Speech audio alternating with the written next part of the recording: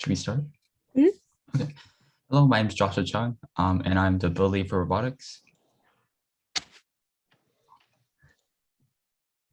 And what I'm gonna do today is basically show you the basics of CADing and basically what you can do with Fusion 360 overall. And then I'm gonna hand it over to Agam to show you how to 3D print with Cura, or how to slice your 3D prints with Cura, and then he'll take it from there. And so what CAD is it's computer aided design. So you don't have to draw it on your paper and to design it, but you can actually use a computer to design it. And these are some of my personal projects that I did for the past around year or so. It's a flower of, I think it's a rose, and the petals move up and down when you move the stem up and down. I'm still working on this project, but it's a simple application of what you can create. And you can also go the other way, in which starting from a previous model, such as our Vex robot from a year ago, and you can design that on Fusion to actually have a 3D model in your computer. So you can try out different parts without actually making them. And you can just overall see how it looks, and just it looks cool overall. And this is Fusion 360. It's one of the many types of CAD design softwares out there.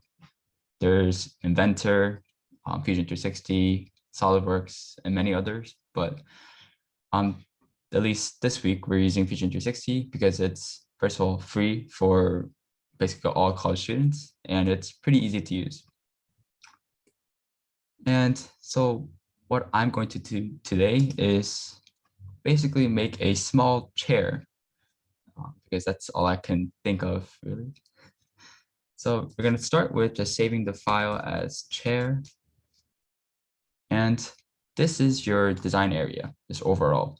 You can do many things, but there are majorly three things you can do. First, you can either create a sketch. Secondly, you can modify a sketch using extrude and different create methods, or you can edit your 3D parts in addition to your 2D aspect. So first you start with creating a sketch because you need something to go off of. And when you press your create a sketch button, it'll point you out in this 3-axis, 3-plane area. And this is where you're going to start designing. And what Fusion 360 does for you is it basically lays out where you can work. So you don't have to work on a 3D plane, and your rectangle pattern doesn't misalign. So what I mean is, when you're in like a 3D coordinate plane, you can misplace your one of the corners, and it will basically shift your plane all over the place. So it's really not ideal.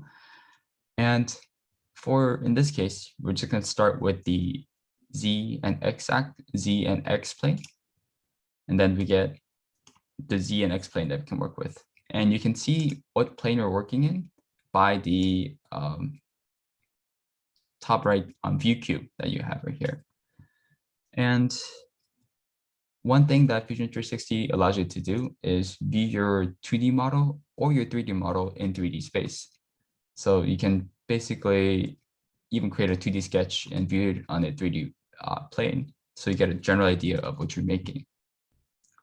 And then in your view cube, you can just select the place or select the plane that you want to look at.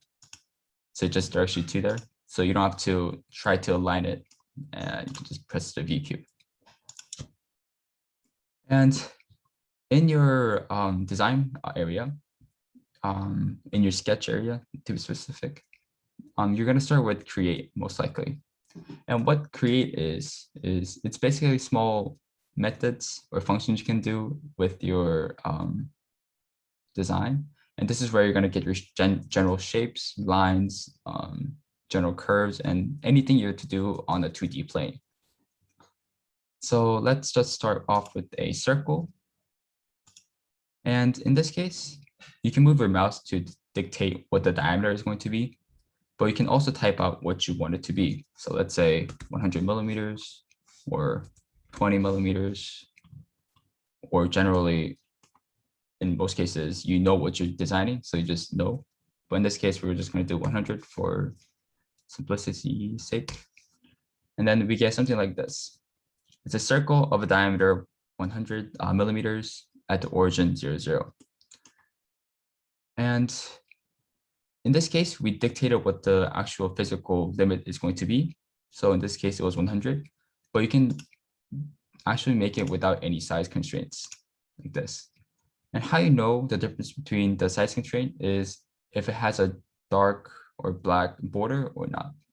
So in this case, it has a dark border, so you can't really change the size. But in this case, I'm holding on to the blue border and I can adjust the size to whatever I want. There are multiple applications of when you want to not have this constrained border.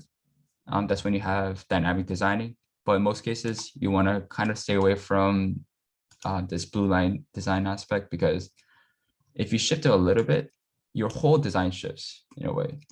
So for example, if I have it like this, and I just want to adjust the size of the circle, the whole line follows. The whole line doesn't follow toward the tangential line. That's why it's pointing out here. However, if I am going to align it with a tangential line here, somewhere here,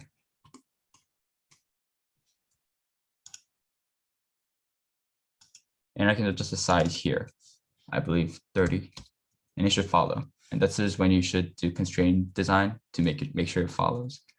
But in this case, we're just going to make it so that it's constrained at 100. And we're going to finish sketch. And this is where you can actually modify your 2D sketch. With your 2D sketch, you can do various things. But in your create function, they are the three most used methods are extrude, revolved, and sweep, the first three conveniently. And what extrude does is it physically just extrudes the 2D shape. In this case, it's a normal cylinder. And you can vary it by the sizes, the millimeters, and you can vary it by the angle. In most cases, you're just going to do straight extrusion, so you don't have like angles.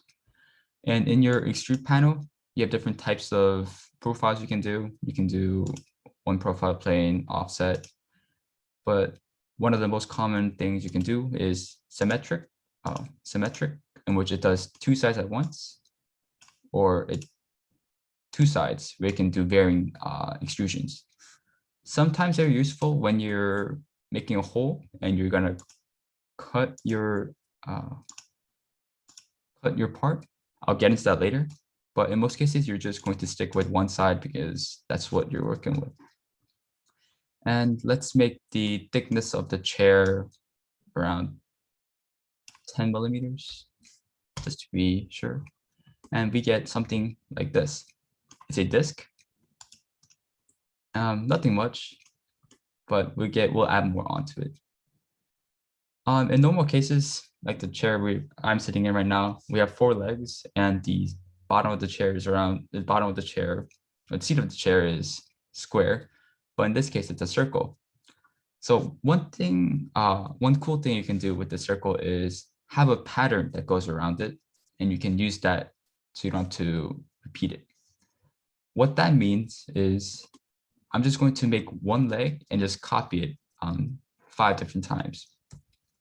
So I'm going to make a sketch on this plane, and then I'm going to make a circle at this edge. I'm assuming the I guess distance here of around 10 millimeters. That's fine, I guess.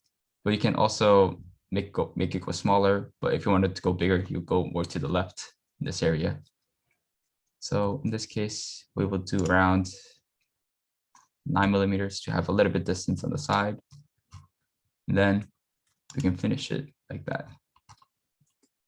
However, instead of extruding it, just normally like this, which would give us a normal chair, we can do something special called a sweep. And what sweep does is, if you have a 2D profile and you have a path like around the region, your 2D profile will follow that area, will follow the line you drew, the path you drew. And the way you do this is by first creating a sketch, and then we're clicking on the plane you want to work with. And then in this case, click the line command. And with Fusion 360, it locks, or it kind of locks you to normal positions. So in this case, it locks you to the center or the edge, or it locks you to the grid like this.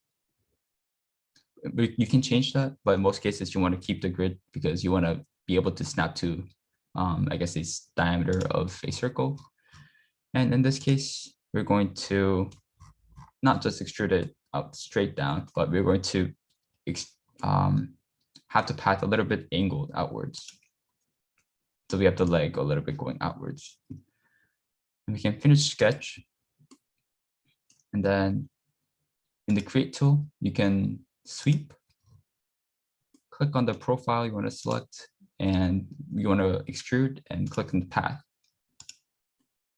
One cool thing about Fusion 360 is that you have a control panel for command panel, whatever I think they called it. There's a lot of, the UI is very intuitive. So you can, if you misselected the path, you can just exit out and select it again if you misselected it. So if you mess up, you can always go back and change it. And in this case, we get something like this. The whole leg goes outward. And we can press OK. And this gives us something like this. It's nothing much, but it's a start. And instead of having it as a flat bottom, we're going to make a sphere in the bottom. So we're going to first click on the bottom of the foot, make a temporary circle, 15, and then we're going to create a revolve line. What this is it basically takes your profile, the 2D image that you drew, and it's going to revolve it around that axis. So like this. So we're going to select the profile and then select the axis. And then in this case, it cuts because it sees that you have some material that's overlapping, but you can always join it. So you get something like a ball foot end. And we get something like this. A simple chair with this circle bottom, with sphere bottom. However, you don't want to do that 6 different times, or I guess how many lengths you want. Like over here, you don't want to do it here. You don't want to repeat the same process. So you can do something called a circular pattern. If you go in your create module and then go into pattern, circular pattern, you can click on the objects you want to replicate, and then click on the axis, and then it will magically replicate it around that axis. In this case, Fusion does it at default 3, so 3 copies, including the original one. But you can always change it to 5. Enter, I guess it's 5. Or in this case, you can change it always by going back to the pattern, double clicking it, and you can always change it to maybe 7 or even 30 possible. But in this case, we're going to just stick to 6, just for simplicity's sake. And we get something like this. The feet are bending a little bit outwards. And overall, we get like the overall shape of a chair. However, a chair is not complete without the back portion, but I guess what do you call it? I guess the back portion. And we can always make a rectangle like this, simply like this, and extrude it outwards. This, but we're gonna get the similar problem of having it as a angled, having a problem with having it as a perpendicular back. And we want it so that it kind of goes backwards, so you can lean back a little bit. Not like this, but like the left side portion of this. So what you can do is first create a rectangle on the base of the plate, something like this. I'm just guessing the dimensions a little bit, but there we go. And then you're gonna finish sketch, and then you're gonna create a new sketch in order to create the path. There we go. Create a line. I mean, we can always see what the sketches we're working with. It has a really light blue outline. And we can just select it like this. And let's just have it so that the initial angle is around 75 degrees or so. And then just have the length at 6. Finish sketch. We're going to do a simple sweep up here and path to here.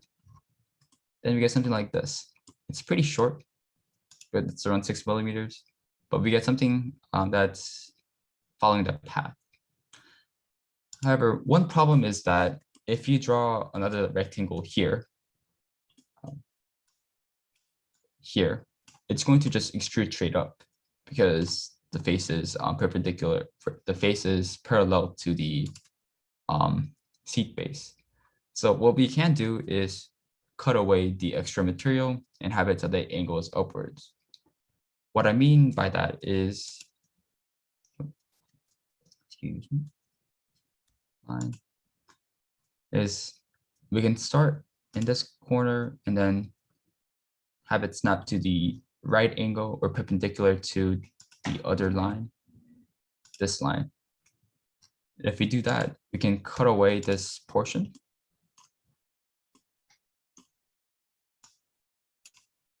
And this is what the cut operation does. It cuts away material.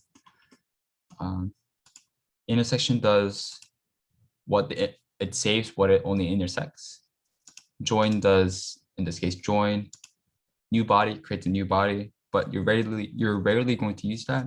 But in this case, we're just going to use cut to cut away the material. It's okay. And then in this case, we get an angled back. Now, if we create a back of this chair, the extrusion is going to go up, pointing, I guess, around similar to the angle of this, the blue line here, the black line here. And we're going to do that by creating a rectangle. And then I'm roughly going to adjust the size. So I remember it was 4 millimeters. And then 35. 70. So it's symmetric on both sides. And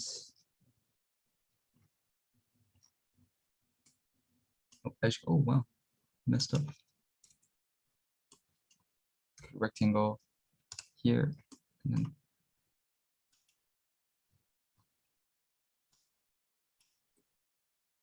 as you can see, if you don't constrain the right side or like the width of this rectangle, you can see it varies away, and you can adjust it by having it so that you can have it as a constraint between two different areas, two different sides. So what constraint does is it constrains two different features of what's in your design. So in this case, we can create either horizontal, vertical, coincident, tangential, equal, parallel, perpendicular, fixed, midpoint, all these type of things. But actually, it's pretty simple if you just undo and then just create a rectangle from scratch again. make sure that's the width is at 4, and then make that at 70. There we go. I guess it didn't align perfectly, but it's okay. I'm going to extrude this now for having a back seat. And what we can do is extrude it outwards to an appropriate size, I guess around here. And then we get basics of a chair. But it's still pretty rough. And one tool that can fix most of your roughness is the fillet. And this is where the third part of what you can do in the design area comes from. It's modifying your 3D design. So if you press on fillet or take the fillet tool out, we can add the different corners we want to include radius on, or fillet in this case. And what fillet does is it rounds your corners. So like this. And it already looks a lot better. You can adjust it so that it goes how far you want. But Fusion 360 has the internal limits. So if you do your radius as your fillet a little too small, it will error out.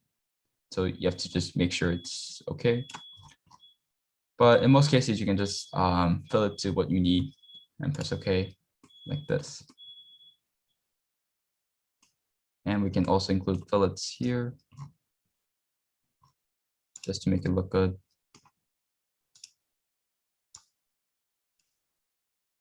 Then we get something like this for the back seat. And I think the back plate is a little too plain. So what we can do is create a sketch, and we're going to offset this back plate. I'll do 5 millimeters. What offset does is it offsets the outline of what you drew, or what feature you drew, and it offsets it by the amount you set it by. So in this case, I'm going to set it to -5, and I'm going to do a second offset of around -10. And if we extrude only the inner and the outer parts by, I guess, 3 millimeters, we get something like a cushion or similar. And let's work on the chair part, the seat part. We can fillet this as well. This.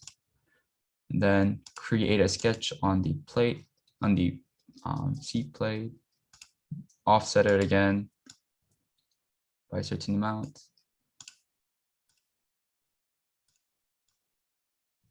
This. And we're going to do the same thing by only extruding it 2 millimeters or so. Oh, in this case, it cut. So we're going to join, and it goes the other way. And we get something like this. I guess the edge is a little too rough, so I'll just fillet that out real quick. And then we get something like this.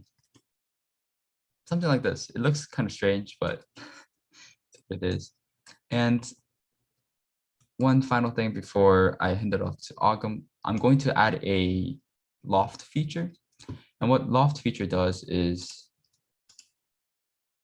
it allows you to connect 2 different planes. So I'm going to create a simple polygon that does it for me. 6. I need a different kind of polygon. Excuse me. There we go. Oh, wait. First, you have to offset the plane a little bit. And what offset does is it allows you to draw a little bit offset from the plane you're working.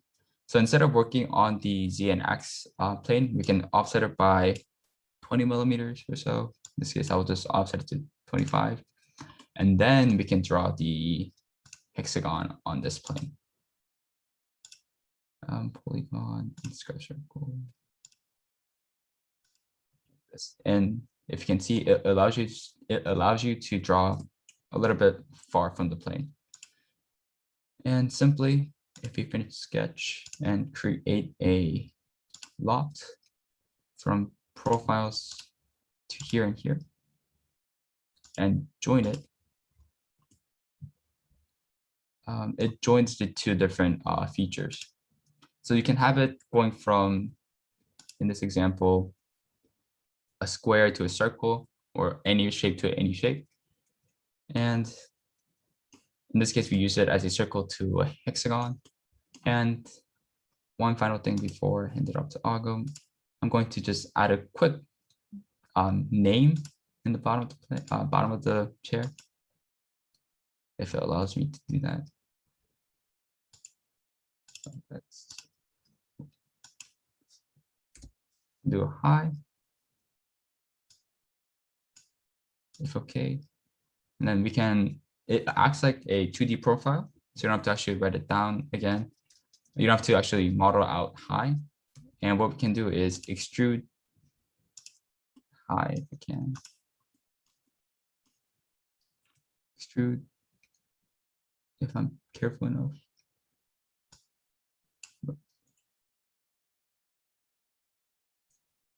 Give me 1 second.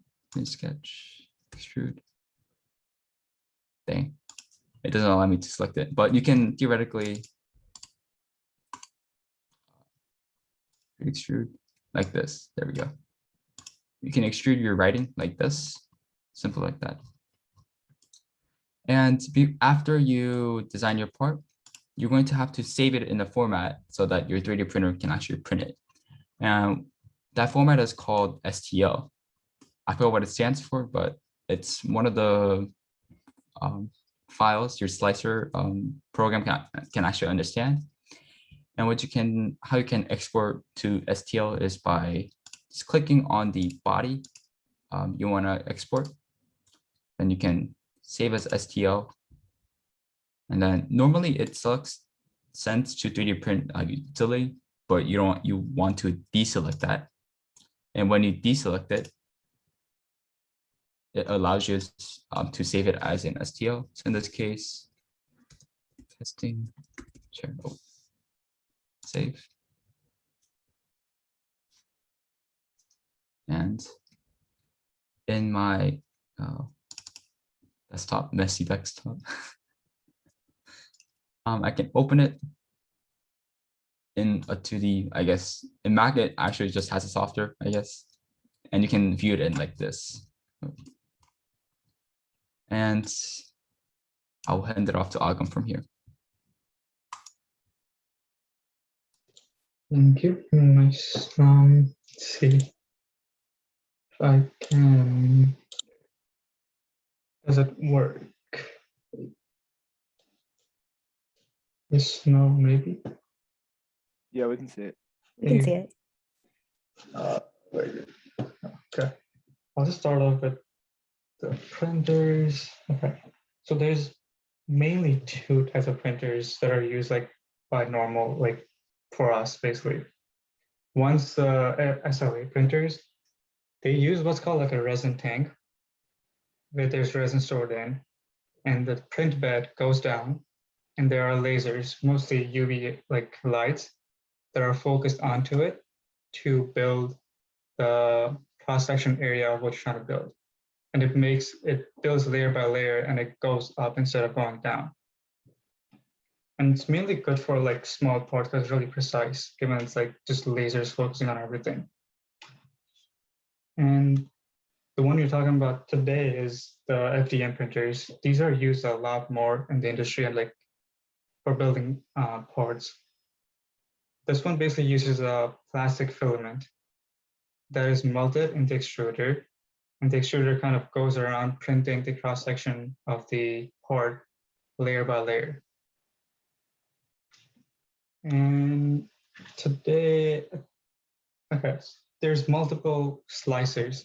So once you have the STL file, you have to give it to a slicer to make what's called the G-code. G-code's basically going to tell your printer the locations where it should be going with the printing material. And for that, we will use Cura today, but there's multiple like free ones out there that are good for 3D printing. Here. So to get started, you basically go to Files and Open Files, and you select whatever like the STL file you want to open and print out. We'll do the chair that Josh just made today, and it is outside. It's probably too big. So we'll go up on the left side. There's options to manipulate the part itself. And up here, the second one, scaling. Let's put it to like 40%, and we'll scale the whole thing 40% down. And then up here, we can move around and make it in the build plate itself. It's not. So in the build plate, there you go. And then we can rotate to get it standing up. There you go. So once we get here, we can select, there's a lot more settings on the right side here. The first one is quality. Quality mostly depends on the nozzle sizes. The normal one's like 0.4 millimeter, and the default is 0.2 millimeters per layer height. And then we go to infill. Infill basically tells, like, you're basically telling how much of the print do you want to be solid.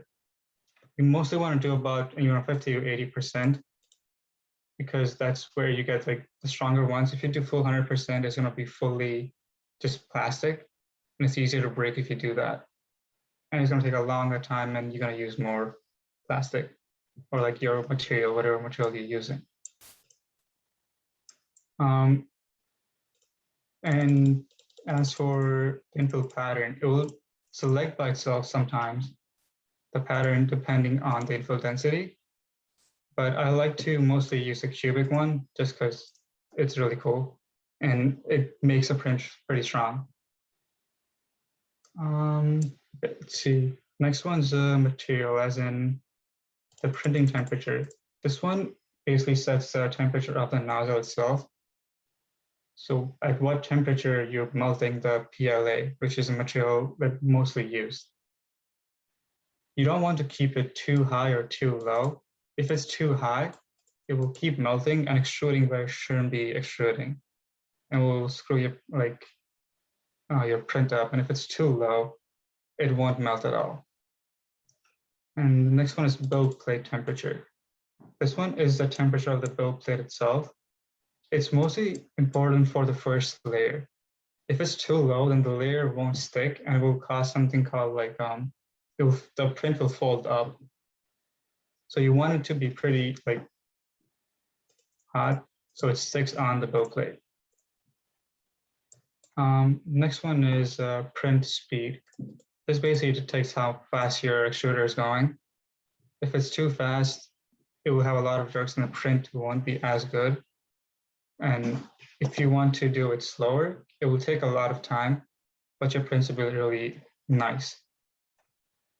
And this one, it has retraction. So retraction, you want to have it always on, because what it does is when it's extruding, when it's moving from one place to another place, it will pull the PLA material back, so it doesn't extrude where it shouldn't be. And there's similar thing called combing mode that works with the retraction. What combing does is it will avoid your part geometry itself. So on the left side, we have without combing mode. So we'll go through the middle and it will cause what's called stringing, which can be really annoying. So once you turn it on, it will go around the open parts and it will try to like always stay on the printed part. I have two prints that I did. You can see this one. This one was without retraction and combing. And you can see all the middle. That's not supposed to be there, so stringing. And I did one with combing mode on, and retraction, and it builds much better prints. Because, and what else? We also have a Z-hop. Z-hop isn't as important, but what it basically does, it moves the bed down when it's moving around, when it's not printing. The last thing, well, okay, then we have generic support. So this print, say, it's not going to print, if you try to print this itself, it can't print in the air up here. So what we're going to do is like have a support on it. Once I slice it, it should give me a support. It'll take a while.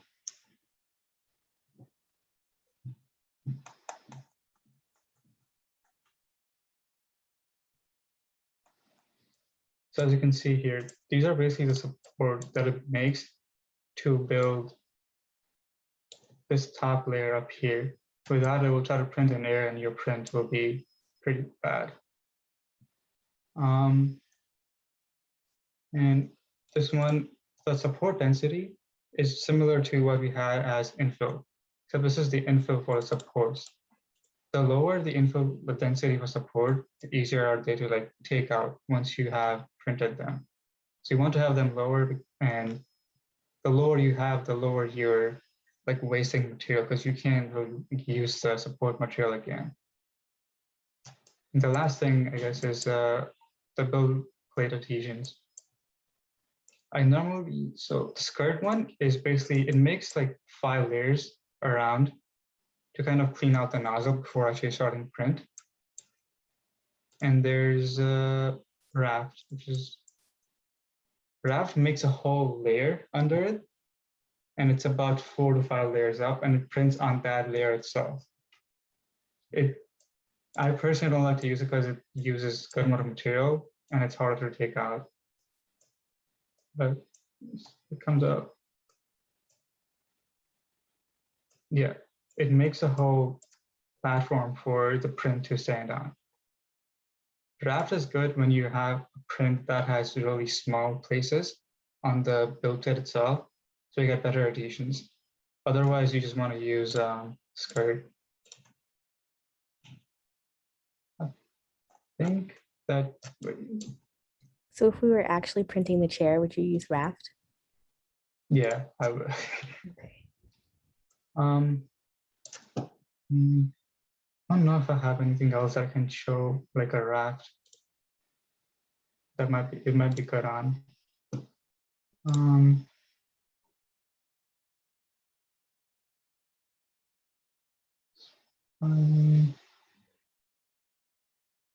I do not know.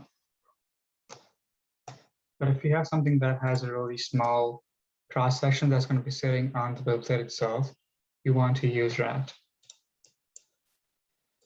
Also, wait.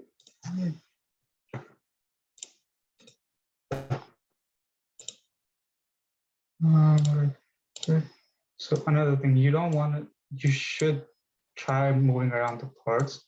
Because let's say if I do it this way, it will take about 2 hours, 31 minutes to print. But if I just rotate it around to 9 degrees, it should take about an hour 30, I think. An hour and 46 minutes. So for printers, it's easier to, it's faster if you print on the same level than for it to go higher. So for this thing, it's printing all the stuff that's like high, but more stuff on the same level instead of going higher. And another thing, another useful thing is just multiplication. If you have multiple copies of the same thing, you can just do that and say, if I have 10 here, it will give me 10. It will actually try to put it so that I don't have to move anything around. It's pretty nice. Yeah, any questions?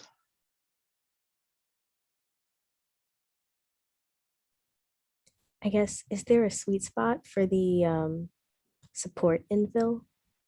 Because I feel Oh. like, it could be, 100, but like you won't be able to remove it. But if it's 0 Yes. or like 5%, then like will it be, it like won't work? So I think it depends on what you're trying to build. So I think saw this yesterday. Say if I do chess, if I have this thing building, I don't want to have, if I just do this, it'll take a while.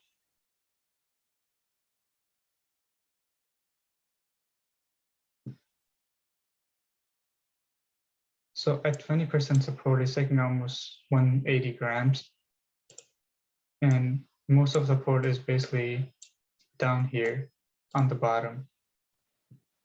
So like, if it's something where supports are going to be like a lot of stuff that's together, you want to have it lower because you're not going to waste as much. But if it's something that's like, if it was just this thing top here, it's good to have higher support so it's stronger there, it doesn't just collapse on itself.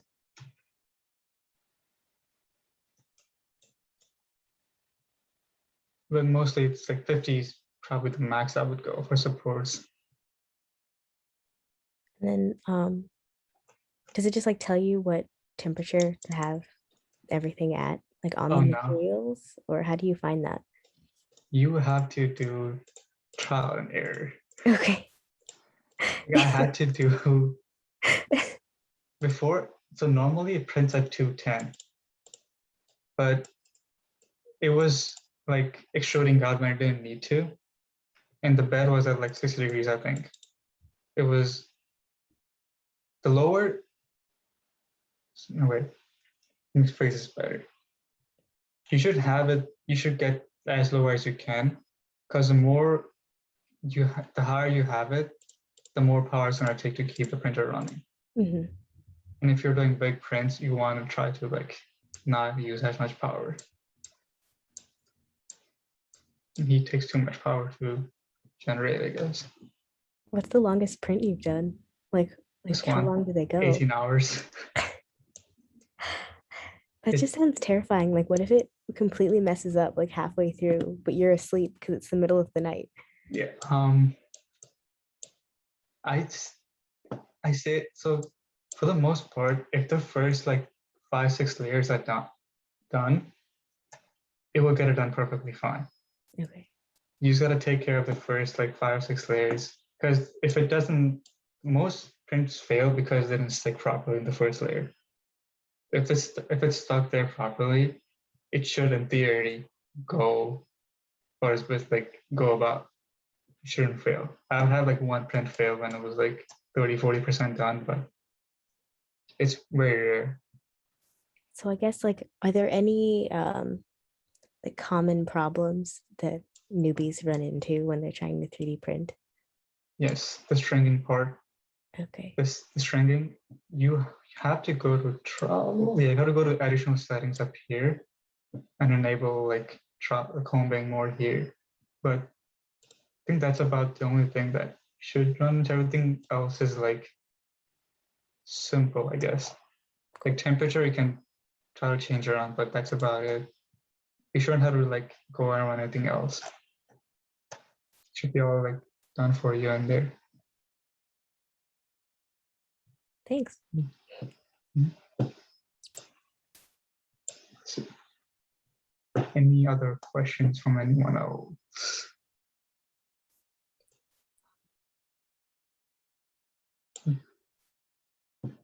I feel like I have more questions, but they're all like very project specific. I have time. But like I'm not doing any projects specifically right now. So like, Uh, I don't know. So I'm like, what is the optimal trade-off between like speed? Because I don't want to sit there for 18 hours, but you still want the part and you still want the part to be high quality. True. But if it's like the chess that I was showing, most of it doesn't need to be very precise. Mm. It just needs to be done. So like if it's a big part, can go for higher speeds. But with higher speeds, you're gonna like strain the motors more too, because it's jerking more, like back and forth. So like That's if it's true. your printer, you want to have it medium speed. If it's Ricker's printer, you go for it. If it's a Rutgers printer, you have people to worry about that, and it's fine. Yeah. It's fine. Mm. I just remember my first job was like manning one of these 3D printers and just having people like, why isn't it done yet? And I'm like, because it takes 5 hours. And Yeah, I I, don't, if, like, if it's you doing went it and layer came by back in layer. 3, Yeah, it's wild. it's slow. And each like layers with like 0.2 millimeters, Yeah. each line itself. So like it's trying its best. Or people come in and they're like, I want this giant flower pot. And I'm like, okay, that's going to take so much material and so And much time. Are you willing to yeah, do this? And they're like, what? What do you mean it's going to take more than an hour? And I'm like, it's a printer. it's It's 10 gonna take centimeters time, tall. Like, I don't know what you want from me. actually. Yeah. But cool. This was fun. Thanks for doing Yeah. this. Thank you for coming out. For Thank you. people. Yeah. Yeah. Thank you. Are there Alright. any more questions, I guess, No, from that's all. Ahmed? Since No, I don't have any more here. questions. Although I did, again, I gotta say, I learned a lot specifically from the CAD part. Like I've used Inventor before, but I didn't know a lot about like the sweep feature and whatnot. Like some of the features you talked about, like the sweep feature and the pattern feature, I didn't know about. So definitely gonna use that in the future. But yeah, Oh, this is also where I plug Tinkercad and Thingiverse Oh, Forgot. because I, especially before this, was like really afraid of CAD because I'm like, it's a thing that mechies do. I don't know how to do this. But Tinkercad is literally like a drag and drop with shapes. Mhm. So like in order to build the chair, you literally just have to paste some cylinders, paste your circle, and then, just select the plane you want them on, and then it'll export it into STL for you, and you don't have to do half of that. But I think knowing how to do that is probably the better way to do it. But if you're lazy like me. And then Thingiverse is a good website because you like don't have to build anything. Someone has just put the STL file on the internet for you and you can download it and print it. I'd say beware because if you haven't built the STL file, you don't know what problems it has, and someone could just like have something floating in midair that's not connected to anything, and now you're going to try to 3D print that. But like most of the time, it works. I had for research, someone gave me an STL file and it had like empty spots in the middle. So I'm printing and I'm getting supports and I'm like, why is it making supports right in the middle of the whole part? And I opened the part and I was like, there's just air in there. Air. There's just Yeah. air. It's wild. And then also, I guess the last thing I was supposed to plug at the beginning that I didn't because I forgot, but that's fine. You guys should fill out our survey so you can tell us what we've done right and what we've done wrong and what kind of modules you want to see more of. And I guess I'll just like go out and find students who are into that thing and beg them to do modules on it. But yeah, we want your feedback.